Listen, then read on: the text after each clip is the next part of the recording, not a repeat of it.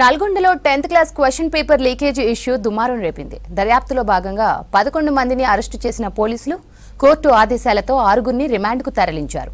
కేసులో A1గా చిట్ల ఆకాష్, A2గా బండి శ్రీనివాస్, A3గా చిట్ల శివ సహా A4గా శంకర్, A5 బ్రహ్మదేవర రవిశంకర్గా గుర్తించారు. A6 నిందితుడిగా మైనర్ బాలుడిని తేల్చారు.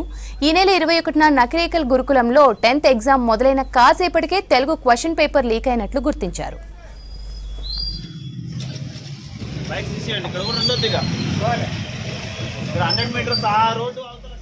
క్వశ్చన్ పేపర్ లీకేజీ ఇష్యూలో విద్యార్థిని డీబార్ చేయడంతో తల్లిదండ్రులు ఆవేదన వ్యక్తం చేశారు. ఎగ్జామ్ సెంటర్లో పోలీసుల భద్రత ఉండగా హాల్లోకి గుర్తు తెలియని వ్యక్తి ఎలా వచ్చాడని ప్రశ్నించారు. హాల్లోకి వచ్చిన వ్యక్తి ఫోటో తీసే వరకు ఇన్విజిలేటర్ ఏం చేస్తున్నారన్న అనుమానం వ్యక్తం చేశారు స్టూడెంట్ పేరెంట్స్.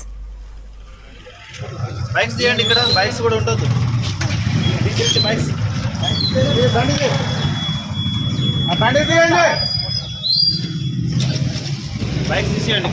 ఇక 100 మీటర్స్ ఆ రోడ్డు అవతల షాప్ పోలీసులు చెక్ చేస్తాను.